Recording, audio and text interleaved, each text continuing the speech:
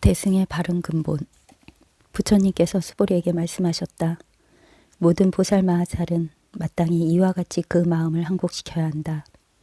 있는 바의 일체 중생의 종류들, 혹 알에서 나거나 혹 새끼로 나거나 혹은 물에서 나거나 혹은 환상으로 생겨나는 것, 혹은 육체가 있거나 혹은 육체가 없거나 혹은 생각이 있거나 혹은 생각이 없거나 혹은 생각이 있는 것도 아니고 없는 것도 아니거나 나는 이러한 모든 종류의 중생들을 남김없이 열반에 들게 하여서 모두 제도하겠다. 이와 같이 헤아릴 수 없고 셀 수 없고 한이 없는 무수한 중생들을 제도했지만 실제로는 제도를 받은 중생이 하나도 없다. 왜 그런가 하면 수보리야, 만약 보살에게 아상이나 인상이나 중생상이나 수자상이 있다고 한다면 그것은 보살이 아니기 때문이다. 드디어 제3분에서 부처님이 대중에게 말로써 가르침을 펼치시는 부분이 나오기 시작합니다. 앞에서 직접 법을 보여주셨지만 대중이 그것을 제대로 깨달지 못했기 때문에 수보리가 질문을 했고 그 질문에 대한 답변으로서 언서를 통해서 설명을 해나가는 겁니다. 경전이라는 것은 어떤 지식을 전달하기 위해서 있는 것이 아닙니다. 그야말로 부처님께서 깨달으신 이 법을 우리도 똑같이 경험하고 확인하고 그래서 법 속에서 살고 있음을 직감하도록 해주는 것이 경전의 목적이기 때문에 단순히 그 경전의 뜻을 이치로, 지식으로 알아듣는 정도에 그쳐서는 안 된다 그겁니다. 모름지기 학교 공부도 그렇지 않습니까? 공부를 학습이라고도 합니다. 학습, 배워서 익힌다. 배우기만 해서는 지식만 가지고는 그 공부는 별 소용이 없어요. 학습이란 것은 배우는 것과 익히는 것, 즉 지식으로 얻는 것과 실습을 통해서 직접 확인하는 것, 이 두 가지를 함께 했을 때 가르침이란 것이 원만하게 이루어지는 것이고 배움도 원만하게 이루어지는 것입니다. 경전의 가르침도 마찬가지예요. 우선 부처님의 말씀을 이해하고 이해했다면 그 법을 실제로 실습해야 하는 겁니다. 그 법을 실제로 실감하는 과정을 거쳐야 비로소 경전에 대한 이해를 올바르게 한다 할 수 있습니다. 그래서 우선 이 말부터 이해해 보도록 하겠습니다. 부처님께서 수보리에게 말씀하셨다. 모든 보살 마하살은, 여기에서 보살이란 것은 보디사트바라는 인도말을 그대로 본뜻 말입니다. 이 말은 깨달은 중생 또는 깨달음을 추구하는 중생이란 뜻입니다. 뜻이 있습니다. 그래서 보살이라고 하는 것은 이 법을 공부해서 이 법을 얻은 사람이거나 법을 공부하는 도중에 있는 사람이거나 다 보살이라 할 수 있습니다만 자기가 보살이란 명칭을 부끄럽게 듣지 않으려면 법을 깨달은 중생이 되어야 하겠죠. 아직 깨달지 못하고 깨달음을 향하는 중생의 입장에서는 보살이란 말을 듣더라도 부끄럽겠죠. 그래서 금강경에서는 끊임없이 올바른 보살이 되어야 한다는 이야기를 하고 있습니다. 올바른 보살이라 하는 것은 바르게 법을 보고 바르게 법을 알고 법의 자리에서 어긋나지 않는 사람, 이런 사람을 올바른 보살이라고 합니다. 마살에서 마하란 것은 큰 대자거든요. 큰 보살이란 말인데 보살을 꾸미는 말이라고 할 수 있습니다. 큰 법을 공부하는 사람이어서 마하살이라 표현을 쓰는 겁니다. 모든 보살 마하살은 마땅히 이와 같이 그 마음을 항복시켜야 한다. 마음을 항복시킨다. 결국 불교의 주제는 마음입니다. 금강경의 주제도 마음입니다. 앞서 수보리가 어떻게 그 마음을 머물러야 하고 어떻게 그 마음을 항복시켜야 합니까? 이렇게 물었단 말이죠. 결국 마음의 문제예요. 불교의 주제는 마음입니다. 마음, 그것을 잊어서는 안 됩니다. 불교는 종교는 마음이다, 마음 공부다 이겁니다. 물질 공부는 우리가 학교에서 학문이란 이름으로 배웁니다.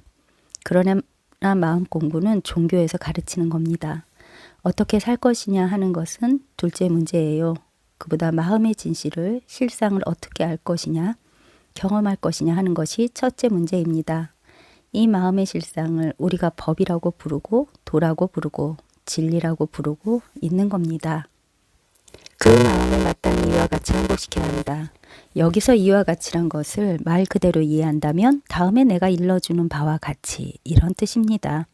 그 다음에 일러주는 바를 보면 존재하고 있는 바 모든 중생의 부류들, 그 중생이란 것이 혹은 알에서 나는 것도 있고 새끼로 나는 것도 있고 물이나 습지에서 나는 벌레 같은 것, 화생이란 것은 귀신이나 도깨비 같은 실물이 없고 환상으로 생겨나는 것, 육체를 가지고 있는 것이거나 없는 것, 생각할 줄 아는 것이거나 생각을 하지 않는 것이거나 또는 생각을 하는 것도 아니고 안 하는 것도 아닌 것이거나 간의 모든 중생, 살아 움직이는 모든 중생, 내가 이 모든 중생을 무여열반, 남김없는 열반, 망상이 다 소멸되고 번뇌가 소멸된, 남김없이 번뇌와 망상이 다 없어져 버린 그 열반에 다 들어가게 해서 제도해서 중생이란 이름을 다 없애겠다. 전부 부처님으로 만들어 버리겠다. 지구상의 인구가 약 60억인데 인구 60억뿐만 아니고 짐승, 새, 물고기, 심지어 벌레까지 전부 제도를 해서 다 열반에 들게 해서 다 부처님으로 만들겠다 이거예요. 그러니까 헤아릴 수가 없죠. 사람만 해도 60억인데 벌레, 짐승, 새, 물고기, 거기다 도깨비, 귀신까지 전부 다 헤아릴 수가 없지. 그러니까 무량, 양이 없고 무수, 숫자가 없고 무변, 한정이 없는 중생을 전부 제도를 했다. 이와 같이 제도했는데 다 제도해 놓고 보니까 실제로는 제도한 중생이 하나도 없어요. 이 이치가 딱 들어맞습니다. 이렇게 되어야 보살이다 이겁니다. 그런데 생각해보면 말이 앞뒤가 안 맞잖아요. 제도를 다 했다고 해놓고 제도를 하나도 안 했다고 하니까 경전에서 거짓말을 하고 있을 리는 없을 테고 모든 중생을 전부 제도했다고 해놓고는 그렇게 하고 보니까 하나도 제도된 중생이 없다고 했거든요. 그럼 헛고생한 거 아니냐? 그럴 리야 없죠. 부처님 말씀인데 부처님께서 쓸데없는 농담을 할 리도 없고 진실한 말씀이란 말이죠. 그런데 이치상으로 도무지 이해가 안 되죠. 아니 모든 중생을 벌레까지 다 제도시키겠다 해놓고는 다 제도를 해놓고 보니까 제도된 중생이 하나도 없다고 하니 이거 뭐가 잘못된 거 아니냐. 이치상으로 따져서는 도저히 이해가 안 되실 겁니다. 이 방 안에 있는 모든 사람을 밖으로 내보내겠다. 다 내보놓고 보니까 밖으로 나간 사람이 한 사람도 없더라. 이런 거와 같은 겁니다. 그런 이치거든요. 계산이 맞는다면 가능성은 하나밖에 없죠. 뭡니까? 원래 방 안에는 사람이 하나도 없었을 그 가능성밖에 없는 겁니다. 사람이 있었는데 내보내놓고 안 내보냈다면 그것은 거짓말이죠. 가능성은 그거 하나밖에 없는 것 아닙니까? 본래 이 방 안에는 사람이 한 사람도 없었다 이 말입니다. 그러니 내보낼 사람이 없죠. 이치는 그거밖에 없는 겁니다. 그래서 사실은 내보내놓고 보니까 한 사람도 나간 사람이 없고 그러니까 원래 사람이 없었다. 그렇다면 내보낸다는 말 자체도 안 맞잖아요. 안 맞는 거예요. 원래 방 안에 사람이 없었는데 뭘 내보내? 내보낸다는 말 자체가 또 안 맞아. 그런 이치인 겁니다. 자, 그 다음에 한번 보세요. 제 얘기에 대한 대답이 그 다음에 부처님 말씀에 나와요. 왜 그러하냐 수보리야. 왜 그러하냐 수보리야. 왜 중생을 다 제도했는데 하나도 제도된 중생이 없느냐 이거예요. 왜 그러냐 하면 수보리야. 만약 보살에게 아상, 인상, 아와 인이라는 것은 나와 남이라는 뜻입니다. 여기서 상은 곧 상, 생각, 개념이란 뜻입니다. 나라는 생각, 남이라는 생각, 이것은 나이고 저것은 남이고 하는 분별을 말합니다. 중생상, 수자상, 중생이라는 생각, 수자라는 것은 목숨이라는 뜻입니다. 나라는 생각, 남이라는 생각, 중생이라는 생각, 목숨이라는 생각. 이 보살에게 있다면 보살의 마음에 나라는 분별심, 남이라는 분별심, 나와 남을 분별하는 그런 마음. 그래서 이건 나고 저건 남이고 이것은 중생이고 저것은 부초요. 이것은 삶이고 저것은 죽음이요. 이런 분별하는 마음이 있다면 그런 사람은 보살이 아니에요. 분별하고 있으니까 보살이 아니죠. 보살은 아까 말했듯이 보디사트바, 깨달은 중생이잖아요. 분별하는 사람은 깨달지 못한 중생인 겁니다. 결국 이것을 뒤집어서 이야기하면 무슨 뜻입니까? 모든 중생을 다 제도한 보살이라면 자기 마음에 아상도, 인상도, 중생상도, 수제상도 없어야 돼. 그 말은 무슨 말이냐? 원래 내 마음이라는 방 속에 제도할 중생이 없는 거예요. 본래 보살에게는 제도할 중생이 없는 겁니다. 그러니까 아까 얘기했듯이 방에 사람이 본래 없어서 내보내 봐야 나간 사람이 하나도 없는 겁니다. 본래 나에게 중생이 없으니 중생을 다 제도했지만 실제로는 제도된 중생이 하나도 없는 거예요. 그렇게 그 마음을 항복시켜라. 이렇게 되어 있습니다. 그러면 중생이 어디에 있는 겁니까? 중생이 어디에서 태어나는 거예요? 아까 알에서 태어나고 새끼로 태어나고 물에서 나고 환상으로 생겨나고 육체가 있고 없고 생각할 줄 알고 모르고 이런 온갖 종류의 사람, 짐승, 물고기, 새, 벌레, 귀신 온갖 종류의 중생이 결국은 어디에서 나오는 겁니까? 어디에서 생겨나서 어디에서 없어져야 하는 겁니까? 내 마음의 문제입니다. 밖에 있는 것이 아닙니다. 중생이란 것이 내가 만들어낸 내 중생이지 밖에 있는 것이 아니에요. 중생이 밖에 있는 게 아닙니다. 만약 밖에 있는 중생을 생각한다면 60억 인구를 다 제도하는 것은 말할 것도 없고 우리 동네에 있는 사람 그것도 말할 것도 없어. 우리 가족 저는 자신이 없어요. 우리 가족도 제도할 자신이 없다고요. 밖에 있는 중생을 쫓아간다면 부처님 말씀은 전부 거짓말입니다. 안 맞아요. 마음의 중생입니다. 그러니까 보살의 마음에 나와 남이라는 분별심이 있고 중생과 부처라는 분별심이 있으면 그게 바로 내 마음의 중생이 있는 거예요. 나 스스로가 이거는 이거고 저거는 저거고 분별하고 나누고 하면서 온갖 중생을 만들어내는 겁니다. 그렇게 해놓으면 제도가 안 되는 거예요. 나 스스로가 그런 분별심을 따라가지 않고 모양을 만들지 않으면 그러면 본래 중생도 없고 부처도 없고 나도 없고 남도 없어서 제도할 중생이 없는 겁니다. 아주 간단한 말이지만 핵심을 딱 찌르고 있는 거예요. 그러니까 이치는 아주 간단한 겁니다. 나 스스로가 나와 남을 구별하고 중생과 부처를 구별하면 즉 분별하고 있으면 세상에는 무수한 중생이 있는 것이고 나 스스로가 분별하지 않으면 중생도 없고 부처도 없어요. 그러니까 제도할 일이 없는 겁니다. 제도할 일이 없으니 제도된 중생이 없는 거죠. 그러면 결국 문제는 뭐냐? 나 스스로가 나와 남을 나누어서 분별하는 생각을 쫓아가지 않는 것이고 부처와 중생을 나누어서 하나는 취하고 하나는 버리는 그런 취사간택을 하지 않는 겁니다. 그게 바로 보살이다 이겁니다. 우리 마음속에 중생과 부처가 따로 나누어 있으면 중생은 버려야 되고 부처는 취해야 되잖아요. 그렇게 되면 끝날 날이 없이 마음속에 항상 갈등만 남습니다. 왜? 마음은 하나밖에 없어요. 마음은 하나밖에 없습니다. 하나밖에 없는 것을 가지고 자꾸 그걸 떼어서 하나는 내버리고 하나는 가지려고 하니까 그게 안 맞는 겁니다. 비유를 들면 동전이 있는데 나는 뒷면은 싫어. 앞면만 가질 거야 하고 동전을 탁 자르고 보면 거기에 또 뒷면이 또 있어요. 자르고 아무리 잘라도 뒷면은 사라지지 않습니다. 동전은 하나이기 때문에 앞뒷면이 원래 그렇게 갖추어져 있는 겁니다. 마음도 마찬가지다 이겁니다. 동전은 본래 하나다. 그래서 앞면이 따로 없다. 그러면 앞면을 취하고 뒷면을 버릴 이유가 없는 거죠. 그저 하나의 동전일 뿐인데 우리는 이것을 앞면, 저것은 뒷면 나누어 놓고 나는 앞면이 좋아, 뒷면은 싫어. 그러면 문제가 생기는 겁니다. 마찬가지예요. 마음은 하나고 법도 하나뿐인데 우리 스스로가 분별하고 나누고 해서 하나는 좋아하고 하나는 싫어하고 그처럼 불가능한 일을 자꾸 하니까 그게 바로 번뇌라 끝날 날이 없어요. 계속 갈등하고 스스로 괴로워하면서 실상을 모르면 우리 스스로가 분별해서 허상을 만들어 놓고 끝나지 않을 고생을 사서 하는 겁니다. 동전이란 게 단지 하나밖에 없는데 앞면 뒷면에 딱 정해놓고 난 앞면만 가질 테니 뒷면은 없애버려라. 끝없이 잘라보세요. 뒷면이 없어지나. 되지 않을 일을 우리 스스로가 어리석어서 그런 고생을 사서 하고 있는 겁니다. 그래서 중생을 뭐라 하느냐? 전도되어 있다고 합니다. 스스로 어리석어서 끝없는 번뇌를 일으키고 있기 때문에 뒤집혀 있다 이렇게 얘기하는 겁니다. 마음의 실상을 모르니까 마음이라 하는 놈은 본래 모양이 없지만 무수한 모양으로 우리에게 드러납니다. 온갖 색깔, 소리, 온갖 냄새, 온갖 소리, 온갖 느낌, 온갖 생각, 온갖 욕망, 헤아릴 수가 없죠. 온갖 모양으로 우리가 항상 경험하고 있는 겁니다. 본래 하나인데도 불구하고 그런 모양으로 나타납니다. 우리는 그 나타나는 모양을 쫓아서 이리 가고 저리 가고 정신이 없어요.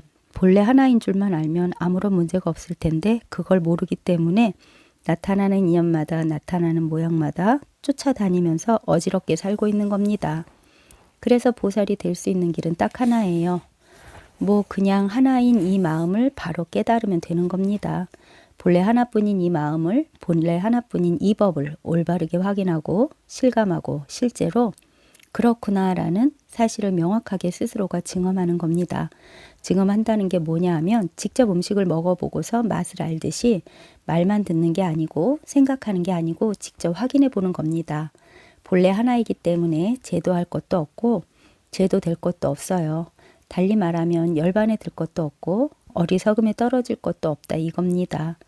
부처가 될 수 없고 중생이 될 수도 없어요. 사실은 본래 하나의 입장이라면 거기엔 부처도 없고 중생도 없는 겁니다. 나도 없고 남도 없는 것이고 지금 경전의 말씀이 바로 그것을 이야기하고 있는 겁니다. 자기 스스로가 세상을 분별하여 나누어 보면 중생이고 아무리 다양한 모양이 나타나더라도 이 모든 모양이 본래 하나뿐이구나 라는 사실을 확인하게 되면 그런 부처다 이겁니다. 그것이 어디에 있느냐? 주제는 마음이라고 했잖아요. 여기에 있어요. 여기에 있는 겁니다. 다른 데 있는 게 아니에요. 다시 말하지만 불교는 물질적인 대상을 연구하는 과학이 아닙니다. 불교와 과학을 대조하면 대비하는 그런 일들을 하는 경우가 있는데 그것은 맞지 않습니다. 불교의 주제는 마음이에요. 내 마음이라 내가 직접 경험하고 있는 이거라 딴 게 없어요. 그렇다고 이 마음을 물질 따로 마음 따로 이렇게 나누어서 하는 얘기는 아닙니다. 그래서 대상을 쫓아가서 연구할 필요는 없어요. 자신이 직접 눈앞에 보고 있고 실감하고 있고 육체적으로도 실감하고 있고 의식적으로도 실감하고 있고 직접 마주해서 실감하고 있는 이 마음, 이 실상을 깨달으면 그것뿐인 겁니다. 다른 게 없어요. 물질적인 대상인 난초의 실상을 아는 게 아닙니다. 물론 마음이란 이름의 이것을 알면 난초의 실상도 알 수가 있어요. 난초뿐만 아니라 모든 삼라만상의 실상도 알 수가 있습니다. 왜 삼라만상이라는 게 우리가 마음이라고 부르는 이것을 떠나서 따로 존재할 수가 없어요. 우리는 이것 하나만 알면 되는 겁니다. 그런 측면에서 볼 때 이 공부는 다행스럽게도 어렵지가 않습니다. 결국 이거 하나만 알면 돼요. 대학 입학시험은 과목도 많고 문제도 수없이 많지 않습니까? 그런데 이 마음 공부는 문제가 딱 한 문제예요. 딱 한 문제만 풀면 합격이고 못 풀면 불합격. 그러니까 여기에는 변별력이란 게 필요 없어요. 합격 아니면 불합격 둘 중 하나니까 하나만 아시면 됩니다. 자, 그러면 다시 한번 보죠. 그러면 이게 결국 이것 하나를 가리키는 말이구나 하는 측면에서 다시 보도록 하겠습니다. 이번에는 글자의 뜻을 따라서 보는 것이 아니고 이 하나의 입장에서 한번 보도록 하겠습니다. 달리 말하면 아상, 인상, 중생상, 수자상을 갖지 않는 입장에서 보자는 이 말입니다. 마음속에 나와 남, 중생과 수자를 분별하는 입장이라고 한다면 글자의 뜻을 따라가는 입장입니다. 그래서 사과는 사과고 배는 배고 부처는 부처고 수보리는 수보리 이런 식으로 나눈 것이 바로 아상, 인상, 중생상, 수자상을 가진 마음이에요. 그렇게 보는 것을 중생의 입장에서 경전을 읽는다고 할 수 있는 겁니다. 그 반면에 아상, 인상, 중생상, 수자상을 가지지 않는 입장에서 본다면 사과와 배도 구별되지 않는 것이고 부처와 수보리도 분별하지 않는 입장입니다. 이런 입장에서 경전을 읽을 줄 알아야 비로소 우리가 보살 마하살이라는 말을 들어도 부끄러움이 없을 겁니다. 그 입장에서 다시 한번 읽어보겠습니다. 부처님께서 수보리에게 말씀하셨다. 부처가 여기에 있고 수보리는 앞에 있고 그래서 부처가 수보리에게 이러쿵저러쿵 말했다. 이렇게 하면 그것은 부처 따로 수보리 따로이니까 중생의 입장에서 이해하는 것이고 보살의 입장에서 이해한다면 부처님이 수보리에게 말씀하셨다는 말이 한결같이 하나여야 되는 겁니다. 부처 따로 있고 수보리 따로 있고 말하는 게 따로 있고 침묵하는 게 따로 있고 그렇게 하면 안 됩니다. 자, 그럼 더 정확하게 부처님이 수보리에게 말씀하셨다. 제 말을 잘 들으세요. 부처님이 수보리에게 말씀하셨다라고 지금 제가 이야기를 하고 있습니다. 지금은 말이 없습니다. 다시 부처님이 스보리에게 말씀하셨다. 이제 말이 끊겼죠? 또 말을 하고 있습니다. 말을 할 때나 말이 끊어질 때나 한결같음이 있지요. 이 한결같음을 확인하십시오. 자, 부처님이 스보리에게 말씀하셨다. 라는 제 말을 듣고 여러분은 이미 머릿속에 기억을 하고 있는 겁니다. 아, 부처님이 스보리에게 말씀하셨구나. 그렇게 기억하고 있는 그 모양이 바로 아상, 인상, 중생상, 수자상을 가지고 있는 모양입니다. 그러면 아상, 인상, 중생상, 수자상이 없이 달리 말하면 부처가 스보리에게 말씀하셨다라는 그런 모양을 기억하지 않는다면 한결같이 하나여야 합니다. 이것저것 차이가 나지 않아야 된다고요.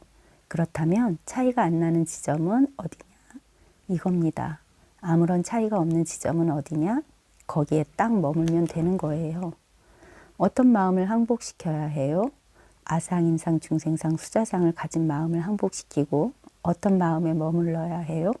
그런 마음이 항복된 차별하지 않는 분별이 없는 그 하나의 마음에 항상 머물러 있으면 되는 거예요. 스보리의 질문이 그거예요. 그거였고 부처님의 대답이 바로 그겁니다. 그러면 아상인상, 중생상 생각을 따라가지 않고 말의 뜻을 따라가지 않고 모양을 따라가지 않는 게 중생심을 항복시키는 것이고 동시에 그렇게 하는 그 자체가 늘 변함없이 하나인 마음에 머무는 겁니다. 그래서 스보리가 그렇게 질문한 거예요. 그 마음을 어디에 머무르고 그 마음을 어떻게 항복시켜야 하느냐? 그러면 어디에 머물러야 하느냐? 우리가 어디에 머물러 있어야 하느냐? 우리는 머물 수 있는 데가 딱 한 군데밖에 없습니다. 다른 데 머물 수가 없어요. 우리는 항상 어디에 머무를 수 있습니까? 내 마음은 항상 어디에 머물러 있습니까? 마음이 머물 수 있는 장소, 시간은 딱 하나밖에 없습니다. 어디냐? 지금 이 순간 여기에 이렇게밖에는 머물 데가 없어요. 지금 이렇게 제 얘기를 듣고 있고 스스로 이러쿵저러쿵 하고 지금 이 순간에 있죠? 마음이 딴 데 있는 게 아닙니다. 지금 이 순간에 있으면서 과거를 지금 이 순간에 가지고 와서는 이거는 과거다. 예컨대 작년 여름휴가 때 사진을 꺼내놓고 보면서 작년에 거기 가서 모기 때문에 고생 많이 했어. 지금 작년에 있는 겁니까? 그게 아니거든요. 작년 사진을 내놓고 지금 여기 이 순간에 있는 겁니다. 항상. 우리는 아주 다행스럽게도 다른 데 있을 수가 없어요. 항상 이 자리에 있을 수밖에 없어요.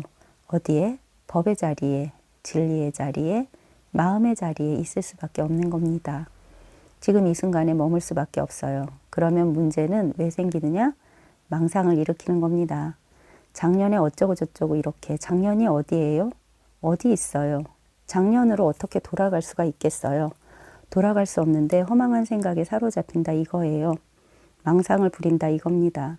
망상, 항상 지금 이 순간 여기에 머무를 수밖에 없으면서도 망상을 부려서 다른 데 있는 것으로 착각하는 겁니다.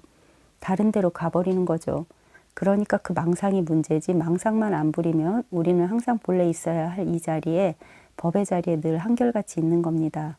자, 그래서 부처님이 스보리에게 말씀하셨다라고 하지만 부처님이 옛날 사위국 기수국 고득원에서 스보리에게 이야기하셨다 이런 식으로 쫓아간다면 그건 망상이죠. 그것은 분별심에 따라서 중생상, 수자상이 따로 있는 겁니다. 그러나 부처님이 스보리에게 말씀하셨다. 지금 이 순간에 여기서 이렇게 하고 있잖아요. 다른 게 뭐가 있습니까? 지나가죠? 가만히 있는 것은 아무것도 없습니다. 부처님이 스보리에게 말씀하셨다. 제가 아무리 반복해도 끊임없이 지나가지 가만히 있는 것은 아무것도 없어요. 끊임없이 지나가는 것 같지만 가만히 보면 끊임없이 지나가는 그 자리가 우리가 변함없이 딱 있는 겁니다. 다른 데 있는 게 아니에요. 끊임없이 지나가는 그 자리에 딱 머물러 있다 이거예요. 지금 이렇게 끊임없이 지나가는 이 자리에 내가 변함없이 딱 머물러 있잖아요. 다른 데 있을 수 있습니까? 마치 기차를 타고 가다 보면 바깥의 풍경은 계속 지나가지만 자기는 기차의 그 좌석에 변함없이 앉아있는 것과 꼭 같아요. 바깥을 쳐다보면 계속 지나가는데 서울에서 부산까지 변함없이 그 자리에 앉아있는 거예요. 그런 것처럼 온갖 모양들이 지금 마구 지나가고 있습니다. 그러나 나는 지나가는 그 자리에 이렇게 변함없이 그 지나가는 모습들을 보면서 이렇게 변함없이 있잖아요. 늘 그대로 모양들은 지나갑니다. 육체도 늙어가고 생각도 변하고 느낌도 변하고 세상도 바뀌고 온갖 것이 다 지나가지만 변함없이 지나가는 그 자리에 내가 마음이라는 것이 있는 겁니다. 마음이란 이름 자체도 그 이름에 해당하는 어떤 물건이 그 자리에 있는 것은 아닙니다. 마음에는 내 기차 좌석이란 것이 있는 게 아니에요. 다만 지나가는 이 자리에 그냥 지나가는 이것이 있을 뿐이에요. 끊임없이 지나갈 뿐이에요. 그냥 끊임없이 지나가는데 아무리 지나가도 끝이 없어. 이게 그냥 지나가고 있을 뿐이지. 이렇게 지나가고 지나가도 끝이 없이 지나가고 있잖아요. 지나가고 지나가도 끝없이 지나가고 있잖아요. 이 순간에도 이렇게 끝이 없이 계속 지나가고 있거든요. 끝없이 지나가도 지나가는 여기에 변함없는 이게 마음이라니까요. 우리는 우리가 머물 수 있는 자리에 본래 그냥 그렇게 머물러 있는 겁니다. 그러면서 머릿속에서 생각으로 내일은 뭐라고, 모레는 뭐라고, 어제는 뭐랬고, 누구한테 뭘 받아야 하고, 주어야 하고, 온갖 생각에 그러나 그 생각 자체도 사실은 지금 이 순간 여기서 지나가고 있는 거예요. 그걸 모르고 우리는 그것을 따라가 버리거든요. 망상을 따라간단 말이죠. 우리는 우리가 머물 수 있는 자리에 본래 그냥 그렇게 머물러 있는 겁니다. 그러면서 머릿속에서 생각으로 내일은 뭐라고, 모레는 뭐라고, 어제는 뭐랬고, 누구한테 뭘 받아야 하고, 주어야 하고, 온갖 생각에. 그러나 생각 자체도 사실은 지금 이 순간 여기서 지나가고 있는 거예요. 그걸 모르고 우리는 그것을 따라가 버리거든요. 망상을 따라간단 말이죠. 그런 생각들을 따라가 버리니까 장소가 따로 있고 시간이 따로 있어서 언제는 어땠고 어디선 어떻고 이렇게 말을 하게 되는 겁니다. 그런데 우리는 항상 이 순간 여기에 있을 수밖에 없습니다. 그것밖에는 다른 방법이 없어요. 그러니까 이건 너무 쉬워요. 알고 보면 우리는 늘 그렇게 진리의 자리에 있는 겁니다. 본래 우리는 진리에 있는 거지 진리의 자리에서 벗어날 수가 없어요. 예컨대 우리는 이 방을 들어왔다 나갔다 할 수 있잖아요. 바깥의 계단을 올라와서 문을 열고 걸어오는 그 순간순간 나는 변화하는 그 자리에 있는 겁니다. 순간순간 움직이는 그 자리에 있으면서 들어와서 앉아 있다가 또 나가죠. 나갈 때도 들어올 때와 똑같이 육체가 움직이고 장소가 변하고 하는 그 자리에 있지만 나는 그냥 그 자리에 그렇게 있는 겁니다. 변화하는 순간순간 그 변화 속에 장소도 변하고 육체도 변하고 생각도 변하고 다 변해요. 그러나 변화하는 그 자리에 변함없이 있는 겁니다. 왜? 우리는 항상 이 자리에 있잖아요. 마치 바닷가에 가면 파도가 모래 위로 밀려왔다가 밀려가죠. 그 파도의 끝부분, 물결이라는 게 싹 왔다가 싹 가는 것 같은데 파도의 끝부분에 있으면 물이란 게 왔다 갔다 하는 거지만 그 끝부분에 있으면 끊임없는 움직이지만 항상 물로서 거기에 이게 아주 간단한 것이에요. 본래 내가 이 자리에 있는 것이고 늘 이 자리에 있었지만 절대 벗어난 적이 없습니다. 지금도 이 자리에 있거든요. 지금 이 자리에 있으면서 순간순간 아, 내가 그냥 이 자리에 있구나 하고 이 자리를 확인하시는 건데 그런데 문제는 또 어디에 있느냐 하면 제 이야기를 듣고서 그래 이 자리에 내가 있구나 하는 생각을 한다면 그 생각 자체가 하나의 그림이 되어 버립니다. 망상이 되어 버립니다. 망상, 생각이 아니라 그 생각이 일어나는 이 자리에 있어야 된다니까요.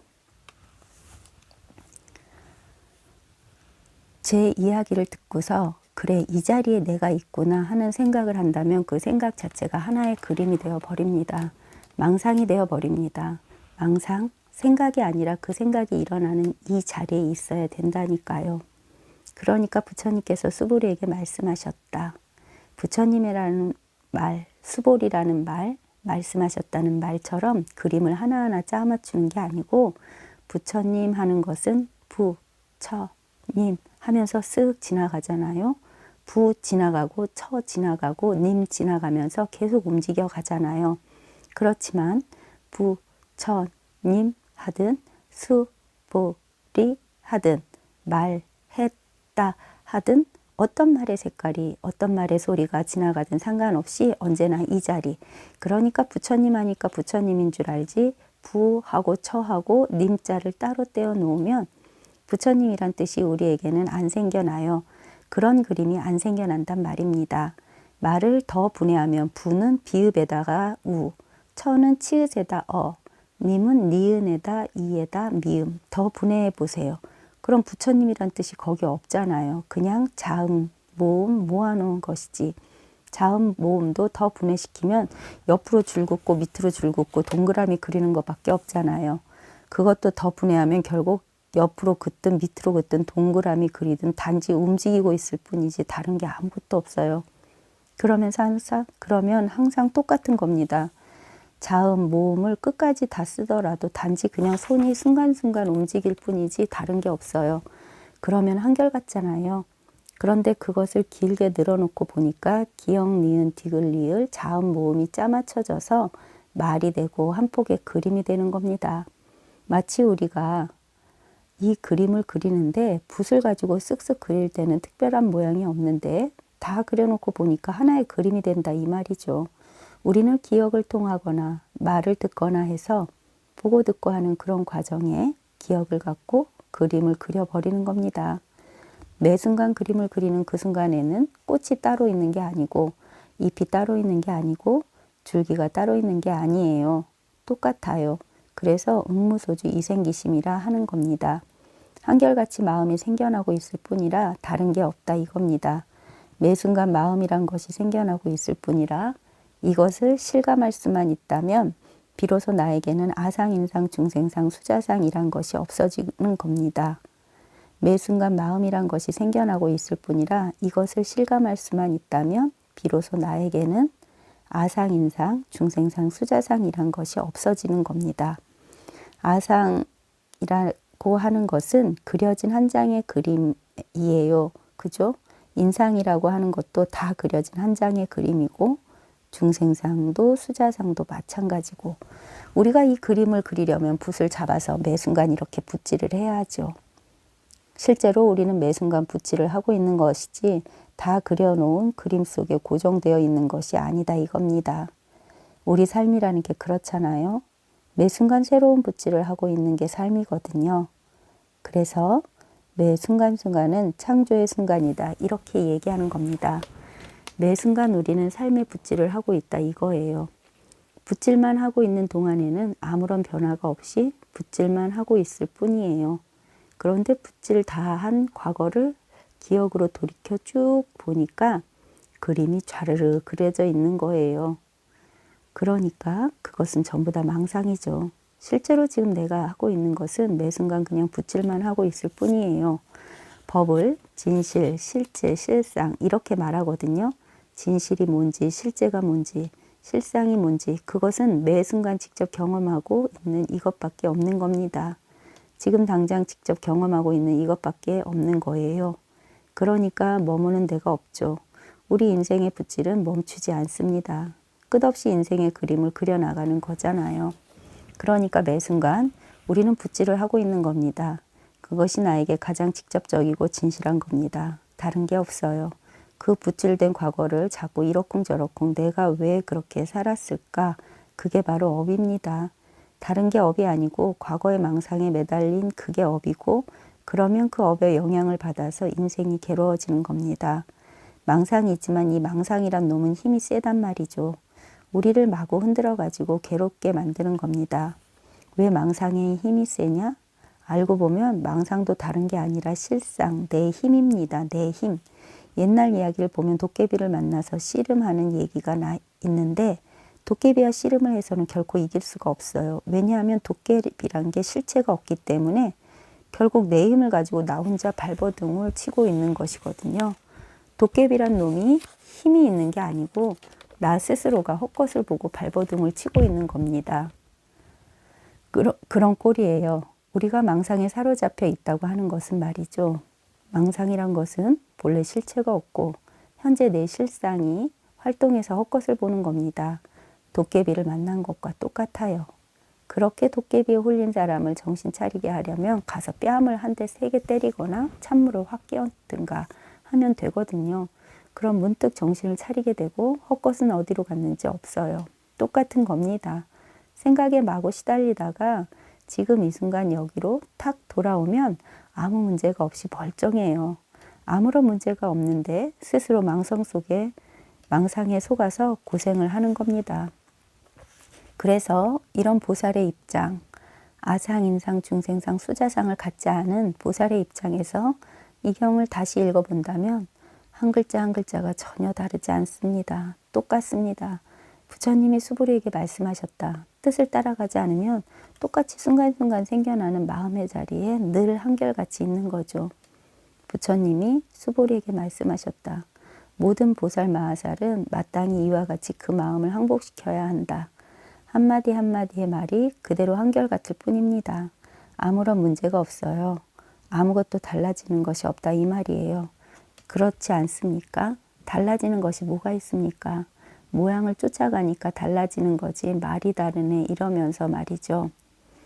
말은 다르지만 말하는 입은 달라지지 않아요. 그런 것처럼 말의 내용은 달라지지만 말을 하고 있다는 이 행위는 달라지지 않거든요. 지구로 보면 추나추동이 바뀌지만 지구가 태양 주위를 빙글빙글 돌고 있다는 그 사실에는 변화가 없어요. 겉으로 보이는 모양들은 달라지지만 실제 매 순간순간은 항상 동일한 자리에 동일한 모습으로 있는 겁니다.